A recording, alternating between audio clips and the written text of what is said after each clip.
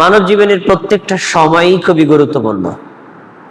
তবে এই স্তরগুলোর মধ্যে সবচেয়ে বেশি গুরুত্বপূর্ণ সময় হলো কিশোর বয়স এবং যৌবন বয়স। এই বয়সটাকে যারা উপযুক্তভাবে ব্যবহার করেছে তারাই জীবনে সফল হয়েছে এবং তারাও আবার পরকালেও মুক্তির পথকে সুগম করতে পেরেছে। যারা এই সময়টাকে অবহেলা করেছে, গুনাহে লিপ্ত থেকেছে, আল্লাহর অবাধ্যতা রাসূলের অবাধ্যতার মধ্যে নিমজ্জিত ছিল, তারা জীবনেও সফল হয়নি, পরকালীন জীবনকেও ধ্বংস করেছে। তাই আমাদের সমাজের প্রত্যেকটা যুবক এবং কিশোর কিশোরী যুবতী তাদের সময়কে মূল্যায়ন করতে হবে। কারণ আল্লাহ রাব্বুল আলামিন একজন মানুষকে সৃষ্টি করার পরে তাকে যতগুলো নিয়ামত দিয়েছেন তার ভিতরে একটা গুরুত্বপূর্ণ নিয়ামত হলো যৌবন এবং সময়। এটা সম্পর্কে যদি আমরা যথোপযুক্ত ব্যবহার না করি, আল্লাহর দেওয়া নিয়ামতের অকৃতজ্ঞতা প্রকাশ করার কারণে শাস্তি ভোগ করতে হবে। তাই সকলের উচিত এই সময়গুলোকে মূল্যায়ন করা, তাহলে তার দুনিয়াতেও শান্তির ব্যবস্থা হবে, আখিরাতেও শান্তির ব্যবস্থা হবে। আসুন যুবকদের দায়িত্ব কর্তব্য সম্পর্কে রাসূল সাল্লাল্লাহু আলাইহি ওয়াসাল্লামের নির্দেশিত কিছু হাদিস শোনার চেষ্টা করি। প্রথম, মানব জীবনে আল্লাহর দেওয়া যতগুলো নিয়ামত আছে তার ভিতরে অন্যতম গুরুত্বপূর্ণ নিয়ামত হলো কিশোর বয়স, কিশোরী বয়স, যৌবন বয়স। এই বয়সটা আল্লাহর দেওয়া স্পেশাল নিয়ামত হওয়ার কারণে এটা সম্পর্কে কিয়ামতের দিন আলাদা প্রশ্ন করবেন। সুনানে তিরমিজি হাদিস নম্বর 2416, আব্দুল্লাহ ইবনে মাসউদ রাদিয়াল্লাহু আনহু বলেন, قال رسول الله صلى الله عليه وسلم, আল্লাহ রাসূল সাল্লাল্লাহু আলাইহি ওয়াসাল্লাম বলেছেন, لا تزول قدم ابن آدم من عند ربه حتى يسأل عن خمس। কিয়ামতের দিন আল্লাহর সামনে দাঁড়িয়ে 5টি প্রশ্নের উত্তর না দেওয়া পর্যন্ত একজন মানুষ আল্লাহর সামনে থেকে এক কদম নড়াচড়া করতে পারবে না, এক কদমও সামনে যেতে পারবে না। আল্লাহর সামনে দাঁড়িয়ে আল্লাহর কৃত 5টি প্রশ্নের সদুত্তর দিতে পারলে আপনি সামনে আগাবেন, না হলে না। না হলে জায়গায় ব্রেক। তাহলে বোঝা যাচ্ছে 5টি প্রশ্ন অত্যন্ত গুরুত্বপূর্ণ এবং এই 5টি প্রশ্নের উত্তর সাজিয়ে রাখাও আমাদের জন্য গুরুত্বপূর্ণ। 5টি প্রশ্ন কি? 1 নম্বর, আন উমরিহি ফিমা আফনা। প্রত্যেকটা মানুষকে আল্লাহ রাব্বুল আলামিন জিজ্ঞেস করবেন তার জীবন সম্পর্কে। তোমাকে 60 বছর, 70 বছর, 50 বছর, 30 বছর হায়াত দিয়েছি, এই হায়াতি জীবনটা আমি আমার পক্ষ থেকে তোমাকে স্পেশাল নিয়ামত দিলাম, এই হায়াতটাকে তুমি কিভাবে ব্যয় করেছো? তাহলে জীবন আল্লাহর দেওয়া এক বড় নিয়ামত, সময় আল্লাহর দেওয়া এক বড় নিয়ামত। এই নিয়ামতের উপযুক্ত ব্যবহারকারীরা কিয়ামতের দিন আল্লাহর সামনে সদুত্তর দিতে পারবে, তারাই জান্নাতে অগ্রসর হতে পারবে। উত্তর দিতে ব্যর্থ না হলে ওই জায়গায় দাঁড়িয়ে থাকতে হবে, একটু নড়াচড়া করা যাবে।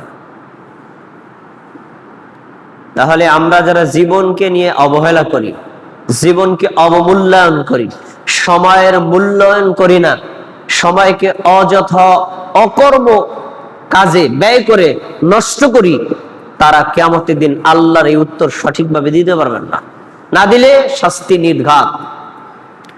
2 নম্বর প্রশ্ন, ওয়ান শাবাবিহি ফিমা আবলা।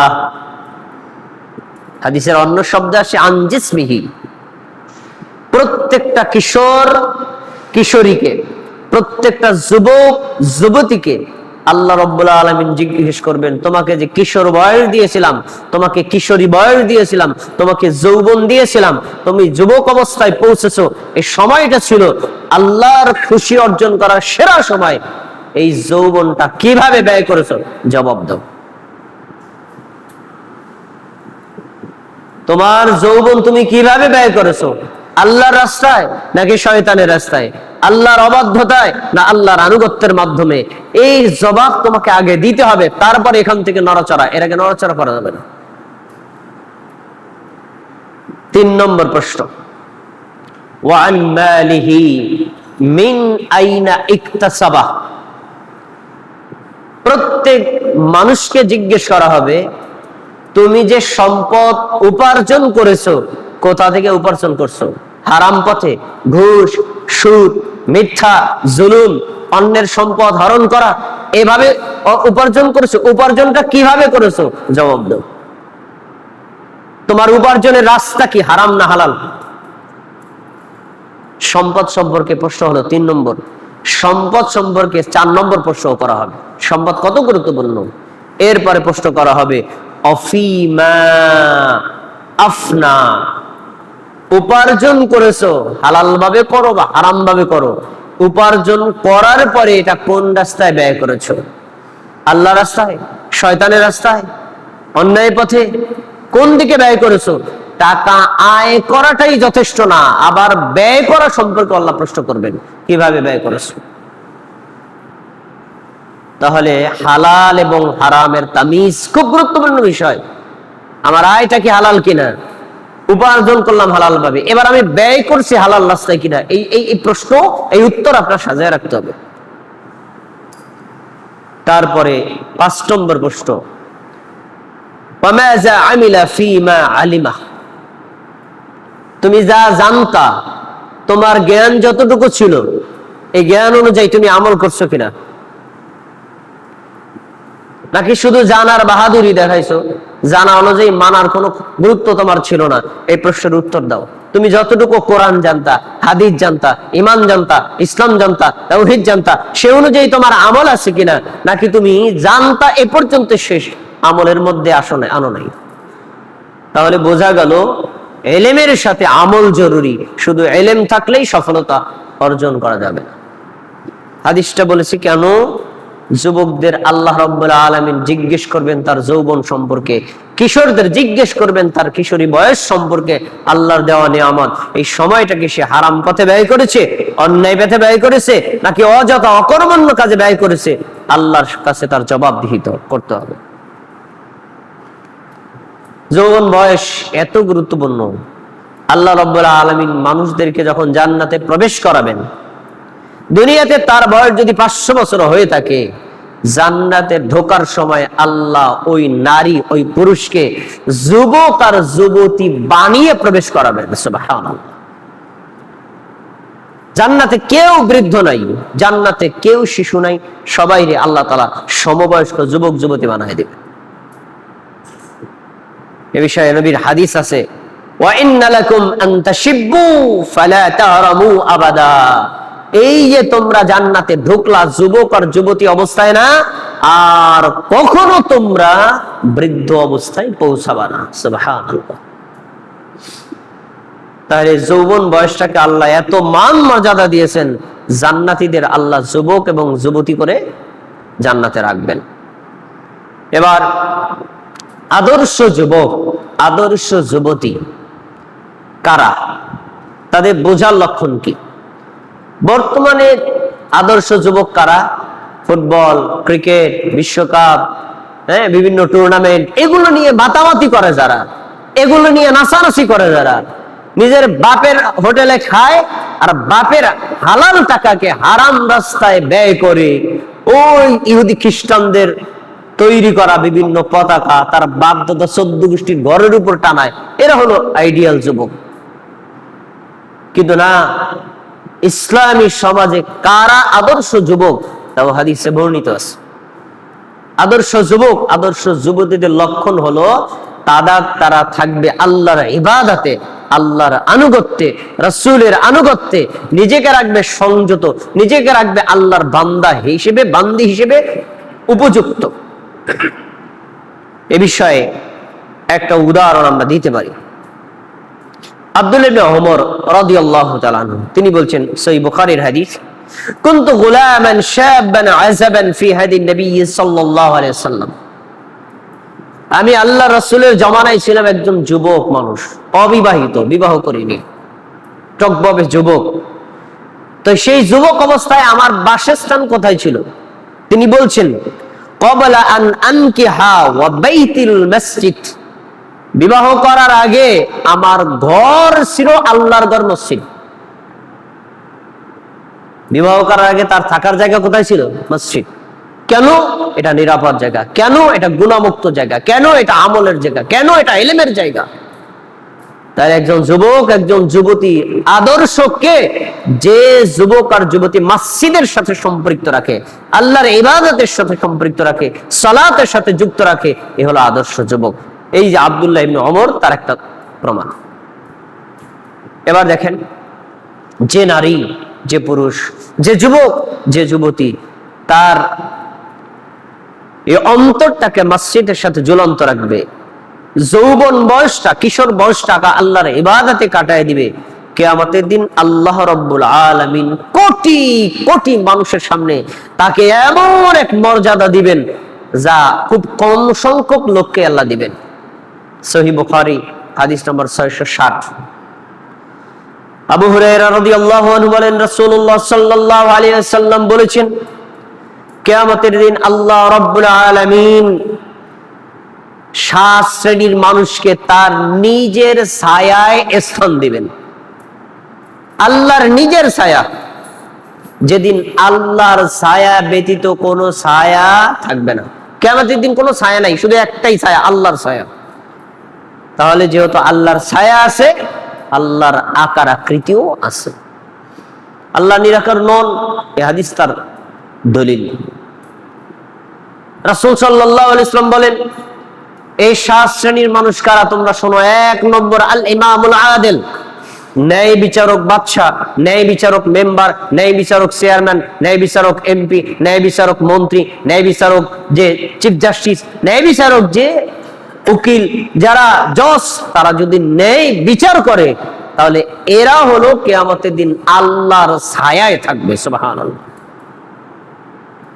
2 নম্বর, এই 7 শ্রেণীর মধ্যে 2 নম্বরে আল্লাহ নবী কাতে গেছেন, ওয়াশাবুন নাশাআ ফি ইবাদাতি রাব্বিহি, ওই যুবক, ওই যুবতী যে তার যৌবনটা আল্লাহর রাস্তায় ব্যয় করেছে, যৌবনে আল্লাহর ইবাদত করেছে, যৌবনে আল্লাহর আনুগত্য করেছে, যৌবনে গুনাহ থেকে নিজেকে হেফাজত করে রেখেছে, যৌবনে জ্ঞান অর্জনের পিছনে ব্যয় করেছে, যৌবনে মানব কল্যাণে সময় ব্যয় করেছে।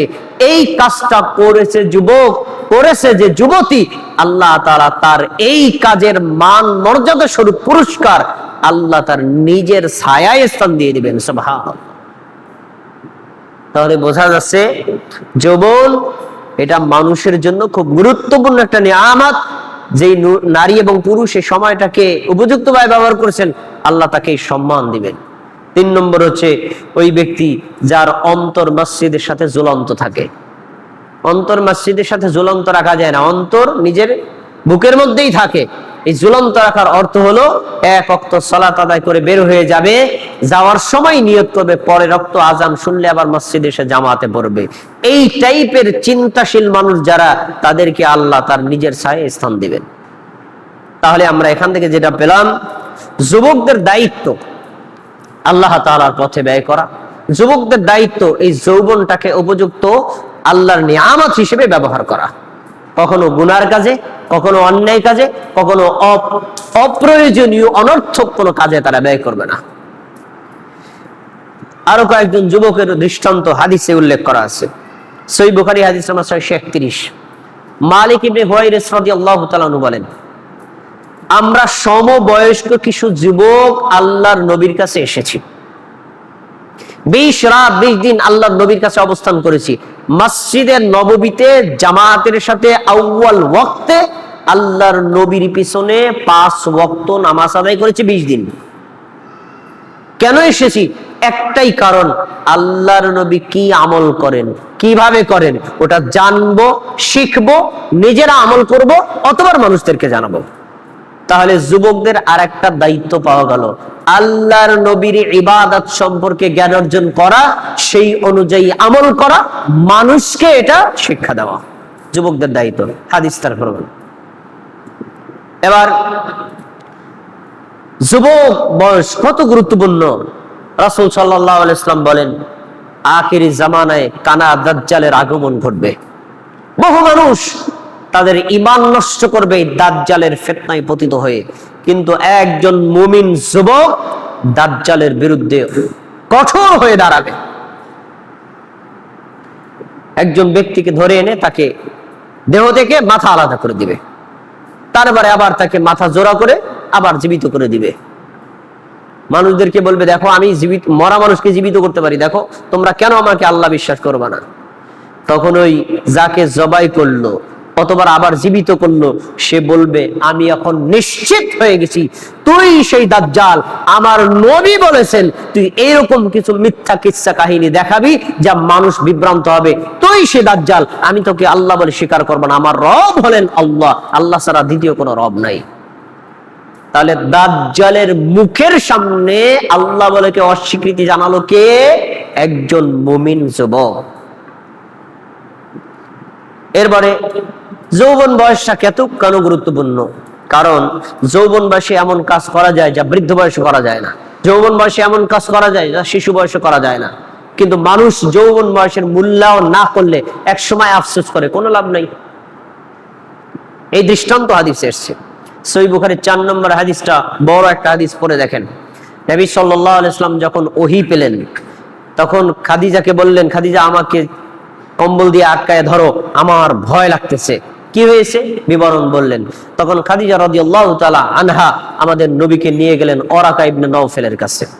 ওরাকা ইবনে নওফেল খ্রিস্টান ধর্মের একজন বড় আলেম, বৃদ্ধ বয়সে পৌঁছে গেছে, চোখে দেখে না। রাসূলের থেকে বিবরণ শোনার পরে সে বলছে, শোনো, তোমার কাছে যে এসেছে হলো নামুস, মানে জিবরাইল। যার কাছে এই জিবরাইল এসেছে তাকেই তার নিজস্ব জাতি তার এলাকা থেকে বের করে দিয়েছে, দেশান্তর করেছে, তোমাকেও বের করে দিবে। তখন রাসূল সাল্লাল্লাহু আলাইহি ওয়াসাল্লাম বলছেন, আমুখরিজিয়াহুম, কি বলছেন আপনি? আমার জাতি আমাকে বের করে দিবে, অথচ তারা আমাকে আল আমিন বলে, সাদিক বলে, আমাকে বিশ্বাস করে, আমার কাছে টাকা পয়সা জমা রাখে, এরা আমাকে বের করে দিবে? তখন তিনি বলছেন, হ্যাঁ, এই নামুস, এই জিবরাইল যার কাছে এসেছে তাওহীদের বাণী নিয়ে, তাকেই তার জাতি বের করে দিয়েছে, তোমাকে বের করে দিবে। শোনো মুহাম্মদ, তখন যদি আমি যুবক হতাম, নাসরান মুআসসারান, আমি তোমাকে সর্বোচ্চ সাহায্য করতাম, কিন্তু আফসোস আমি তো বুড়ো হয়ে গেছি। তাহলে বোঝা গেল যৌবন বয়সে যে কাজ করা যায় সেটা না করলে বৃদ্ধ বয়সে আফসোস করবে, কিন্তু আফসোস করে কোনো লাভ হবে না। তাই যৌবন বয়সে আল্লাহর ইবাদতে নিমগ্ন থাকতে হবে, জ্ঞান অর্জন করতে হবে, নিজের জীবনটাকে মানে আদর্শভাবে গড়ে তোলার জন্য জ্ঞান অর্জন করা যুবক এবং যুবতীদের বড় কাজ। অনর্থক অপ্রয়োজনীয় কাজে সময় নষ্ট করা যুবকদের কাজ না। এবার আর কয়েকজন ব্যক্তির দৃষ্টান্ত দিচ্ছি। বদরের যুদ্ধ যখন শুরু হয়, আব্দুর রহমান ইবনে আওফ রাদিয়াল্লাহু আনহু বলেন, যুদ্ধ করতে গেলাম, সারিবদ্ধভাবে দাঁড়িয়েছি। আমি দাঁড়াইলাম কাফেরদের বিরুদ্ধে যুদ্ধ করার জন্য। তখন আমি একটু ডানে তাকাইলাম, বামে তাকাইলাম, আমার সাথে আছে কারা? মানে যুদ্ধ করতে গেলে তো শক্তি লাগবে, আমার তো শক্তি আছে। পাশে যদি একজন নওজোয়ান পাওয়া যায়, হ্যাঁ, পাশে যদি কোনো শক্তি, তখন সাহসটা বেশি থাকে, যাক পাইলাম কাছে কাউকে। ডান পাশে তাকায় দেখি এক কিশোর বয়স্ক ছেলে, বাম পাশে তাকায় দেখি আর কিশোর বয়স্ক ছেলে, কোন শক্তিশালী বীর পুরুষ নাই। আমি বললাম, কিরে বাবা, তোমরা যুদ্ধ করতে আসছো? হ্যাঁ আসছি। দুইজন ব্যক্তি, ডানে একজন বামে একজন, দুইজনের নামই মুআজ। একজনের নাম মুআজ আর একজনের নামও মুআজ। তখন এই দুই ব্যক্তি আমাকে বলছে, চাচা আপনি কি আবু জাহেলকে চেনেন? হ্যাঁ চিনি। যুদ্ধ শুরু হইলে আবু জাহেল দেখলে আমাদেরকে দেখাই দিবে। কেন? কাজে শুনেছি আবু জাহেল আমার নবী মুহাম্মদ সাল্লাল্লাহু আলাইহি ওয়াসাল্লামকে গালি দেয়, আজকে আমাদের মিশন হলো আবু জাহেলকে খতম করা, অন্য কাউকে নয়।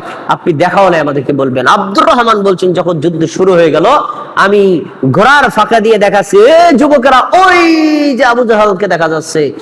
যুদ্ধ শুরু হয়ে গেছে, তীব্র তরবাল চলছে। এই দুইজন যুবক বাস পাখির মতো আবু জাহেলের উপর ক্ষিপ্ত ভাবে আক্রমণ করে তাকে ঘোড়া থেকে ফেলে দিয়েছে, আক্রমণ করে তাদেরকে ফেলে দিয়েছে এবং কি তাদেরকে হত্যাও করেছে। দেখেন, এই যুবক দুইজন আল্লাহর নবীর নিরাপত্তার জন্য কাফের মুশরিককে একদম যুদ্ধের ময়দানে কতটা বীরত্ব প্রদর্শন করেছে। তাহলে বোঝা যাচ্ছে যুবকরা তাদের কাজ হলো আল্লাহর দ্বীনের জন্য এইভাবে নিবেদিত থাকা। এই একটা দৃষ্টান্ত আমরা পেলাম। আর একজন ব্যক্তির দৃষ্টান্ত নেন। আমাদের দেশের যারা কিশোর যুবকদেরকে দেখবেন, তাদের এখন বর্তমানে কাজই হচ্ছে মোবাইলে সাপ, লুডু, তাস ইত্যাদি খেলাধুলা করা, পাবজি গেম, বিভিন্ন গেম নিয়ে পড়ে থাকা, তাই না? আর বর্তমানে পাইছে তো বিশ্বকাপ ফুটবল, একেবারে 24 ঘন্টা এটা নিয়ে পড়েছে, রাতে ঘুমায় না, সারা রাত খেলা দেখে, আর দিনের বেলা এটা নিয়ে চর্চা করে। এই হলো যুবক।